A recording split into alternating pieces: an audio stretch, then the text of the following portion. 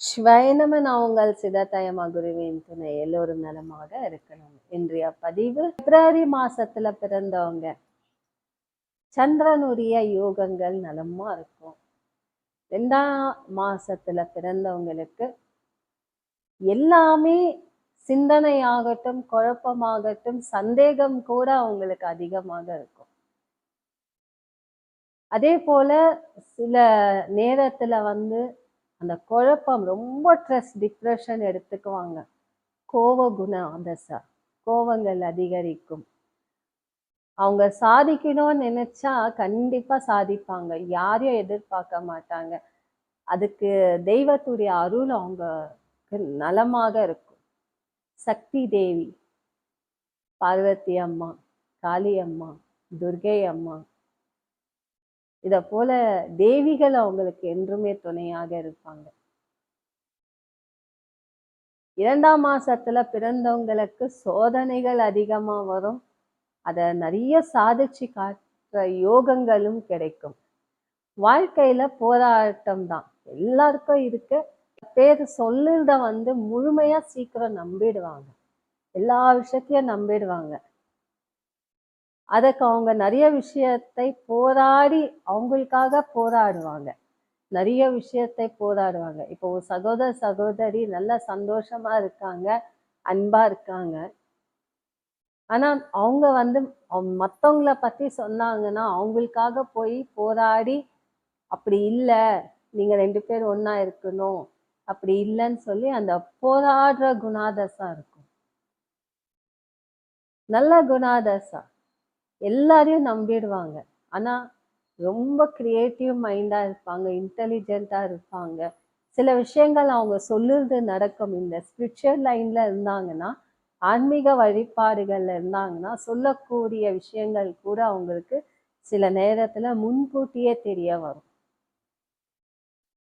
அந்த 2 கிரகங்கள் சேரும் போது, சூரியனும் சந்திரனும் சேரும் போது எவ்வளவு சக்திகள் இருக்கோ அந்த சக்திகள் அவங்களுக்கு நிச்சயமாக இருக்கும். அதே போல வேலை விஷயங்கள், சொந்த தொழில் ஆரம்பிப்பாங்க. அதுல லாபம் இருக்கோ நஷ்டம் இருக்கோ, யார்கிட்டயும் அடிமையா இருக்கக்கூடாது. ஆனா அதுல இருந்து நாங்க நல்லா இருக்கணும் அப்படின்னு சொல்லி அவங்களுக்கு சில அதிர்ஷ்டங்கள் தேடி வரும். அந்த நேரத்துல பயன்படுத்திக்கணும். பயன்படுத்தலைன்னா அவங்களுக்கு நஷ்டம்தான். சோய்வுத்தனம் இருக்கும்.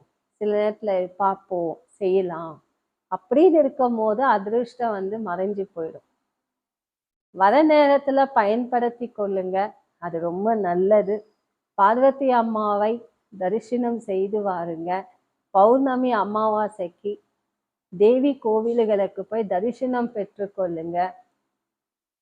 தானம் பார்த்தீங்கன்னா நீங்க ஏதாவது ஒரு கோவில்ல வேப்ப மரம், வேப்ப செடி வாங்கி ஒரு ஸ்கூல்லையோ ஆசிரமத்திலேயோ இல்லை கோவில்கள் வச்சிங்கன்னா இன்னும் நல்லது. கோவில்களில் உங்கள் கையால் போயிட்டு நீங்கள் மூலிகை மரங்கள் வைக்கலாம், ரொம்ப நல்லது. அது ரொம்ப நல்லா வளரும். உங்கள் கைப்பட எந்த செடிகள் வச்சாலும் அது அழகாக மரமாக மாறி நிறைய காய்கள் விடும். அந்த கைராசிகள் ரொம்ப அற்புதமாக இருக்கும். பிப்ரவரி மாசத்துல பிறந்தவங்களுக்கு நிறைய மூலிகை செடி வைக்கலாம். ரொம்ப ரசிப்பாங்க. சில செடிகள் அதெல்லாம் பார்த்து ரசிப்பாங்க அவங்க.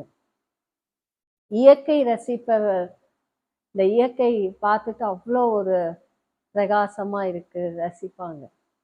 அதனால ரொம்ப இந்த கோபம் இருந்தாலும் அவங்க குணாதசா நன்மையாக இருக்கும். ரொம்ப நேர்மையா இருப்பாங்க. சில விஷயத்துல நான் தான் உயர்ந்தது நிற்பாங்க. ரொம்ப அடம் பிடிப்பாங்க. ஆனா குழந்தை மனசாக இருப்பாங்க. அதனால எல்லா கவலைகளும் வரும். அது வெளியே அதிகமா காமிச்சிக்க மாட்டாங்க. எது இருக்கோ சொல்லி மாட்டிக்குவாங்க. சில விஷயத்துல ரொம்ப கவனமாக இருங்க. பணம் விஷயத்துல யார்கிட்டயும் கொடுத்து ஏமாந்துட வேண்டாம். கொடுத்தா திருப்பி கண்டிப்பா வராது.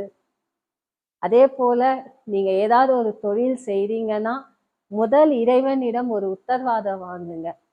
இறைவனிடம் எப்படி உத்தரவாதம் வாங்குறது? ஒரு சின்ன காகித பேப்பர் எடுத்துக்கோங்க. உங்களுக்கு பிடிச்ச பூ, இன்னொன்றுல வந்து ஏதாவது ஒரு பொருள் வைங்க. நீங்க மனசுக்குள்ள நினைச்சு சுவாமியிடம் வச்சுட்டு யாரையாவது எடுக்க சொல்லுங்க. மலர்கள் வந்துதான் அதை செய்யுங்க. அதே போல உங்க மனசுக்கு தோணணும், இதை செய்தா கண்டிப்பா வெற்றி ஆகும், அப்படி இருந்தா மட்டும் செய்யுங்க.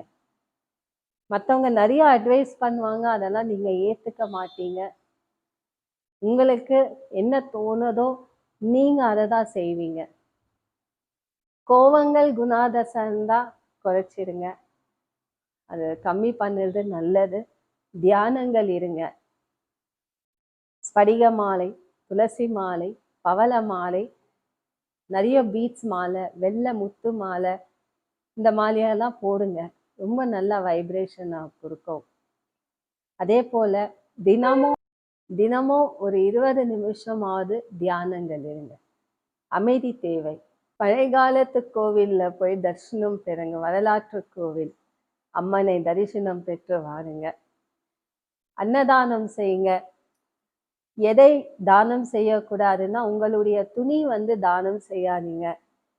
யாருக்கிட்டையும் கொடுக்காதீங்க. உங்க துணியை வந்து போட்டுக்கங்க அப்படின்னு சொல்லி கொடுக்க வேண்டாம்.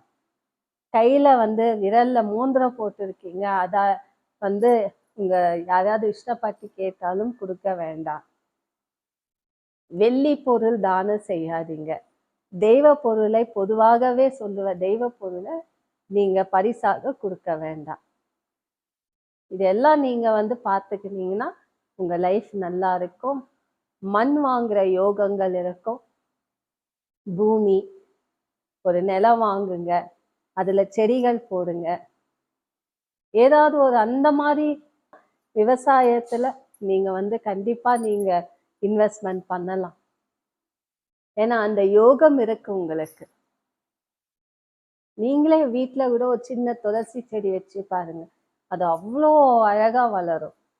அந்த யோகம் இருக்கும்போது நீங்க இது எல்லாமே செய்யலாம். ஒரு நிலம் வாங்கி அதுல ஒரு சின்ன மரங்களோ செடிகளோ இந்த மாதிரி வளர்த்து அதுல வரக்கூடிய பழ வகைகளை நீங்க கண்டிப்பா வியாபாரமாக செய்யலாம். செய்து பாருங்க. பிப்ரவரி மாசத்துல பிறந்தவங்க நல்லா இருக்கணும். சக்தி தேவியை வணங்குங்க. எல்லாமே சுபக்ஷமாக இருக்கும். உங்களுக்கு ஏதாவது சந்தேகம் இருந்தால் கமெண்ட்ஸ்ல அப்டேட் பண்ணுங்க. சிவாய நம. குருவே சரணம்.